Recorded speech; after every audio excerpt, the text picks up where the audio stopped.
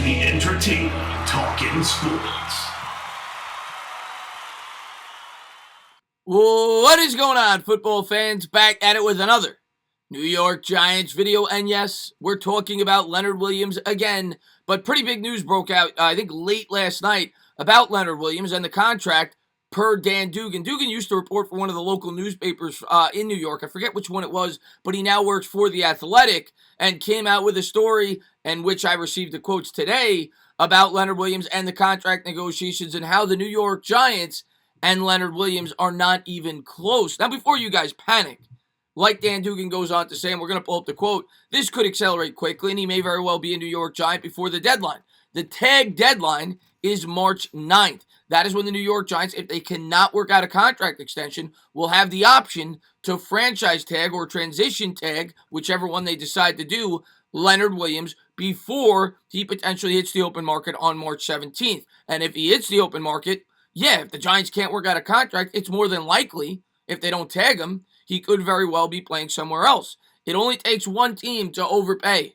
And if you're a New York Giant fan, don't panic. I'm going to go over some of the options that the New York Giants have if they do, in fact, lose Leonard Williams and how they could actually make out on the trade that they initially gave up the 3rd and 5th round pick that people went crazy about.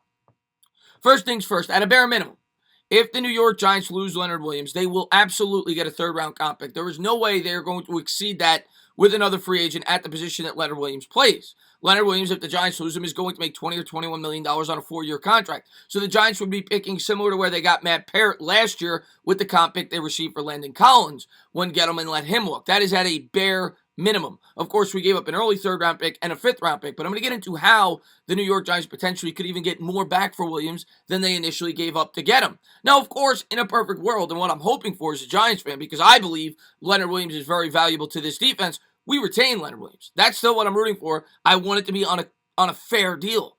$17, $18 million a year, maybe not even $19 million a year on a 3 or 4 year deal. I'd be willing to go that far, but am I willing to give him a near Aaron Donald-like contract? I'm just not. As good as Leonard Williams played last year, I don't think he's at that level. And he certainly benefited from the talent around him and the scheme that Patrick Graham has. Now, I'm a big believer in bringing in guys that fit your scheme to get the most out of them. And I thought going into last year that Leonard Williams fit the scheme perfectly. So I would love him back for the right deal. But like I said in my video yesterday, the New York Giants will have to analyze things. And if he's, asking for, the moon and the stars, you got to think twice.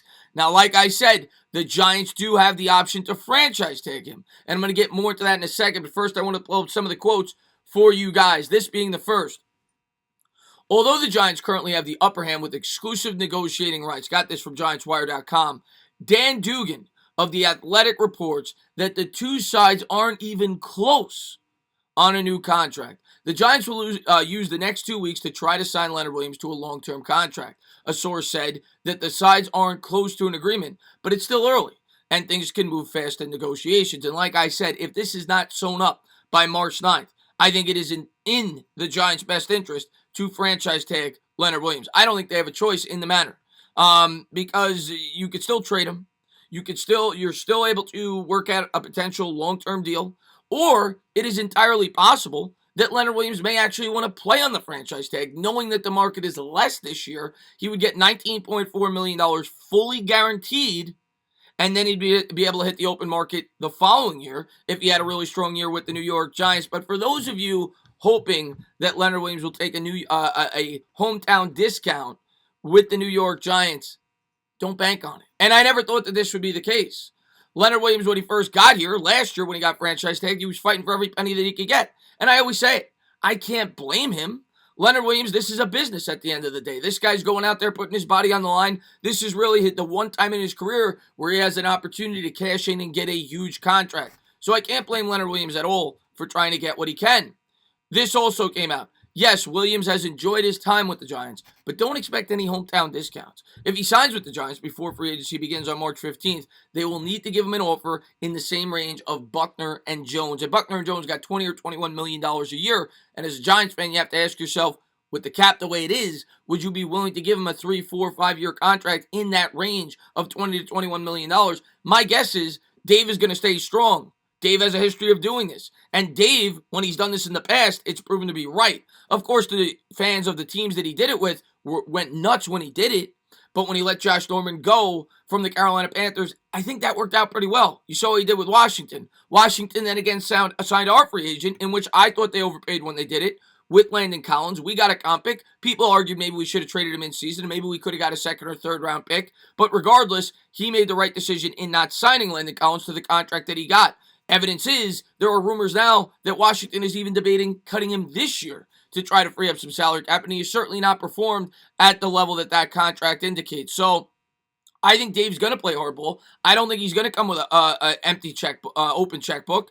And I think his strongest tool in this scenario, like I've talked about in the past, is the franchise tag because it leaves all options open. Now, how could they get more, potentially, for Leonard Williams if they are forced to trade him than they gave up to initially get him? Well, it's simple. Tag and trade. If they tag him, it would be in the Giants' best interest if they feel like they cannot get a long-term deal done before the end of the year, and maybe Leonard Williams is displaying that he's upset, and I don't hope this happens, but if it does, it is in the Giants' best interest to make that trade as quickly as possible, because the longer you wait, the less leverage you have. Evidence of the Yannick Ngakoue trade last year. But even if things worked out like the Yannick Ngakoue trade, I would think Leonard Williams, coming off the year that he had, is at least on the same level as a guy like Yannick Ngakoue going into last year's offseason. And this is what Yannick Ngakoue fetched in late August.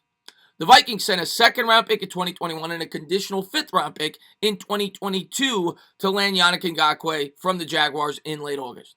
So if you tag Leonard Williams, and even if you waited till late in the process, I would think you'd at least be able to get a second-round pick and maybe a fifth-round pick, kind of like the Jacksonville Jaguars received for Yannick Ngakoue late in the process when Yannick displayed that he did not want to be back with the Jacksonville Jaguars. If Leonard Williams forces his way up the Giants and is unhappy with a franchise tag, in the end, this may be the best option for the New York Giants. Yes, in a perfect world, we want Leo back. I want Leo back. I need Leo back. He was great for the New York Giants last year, but I'm not willing to give him otherworldly money.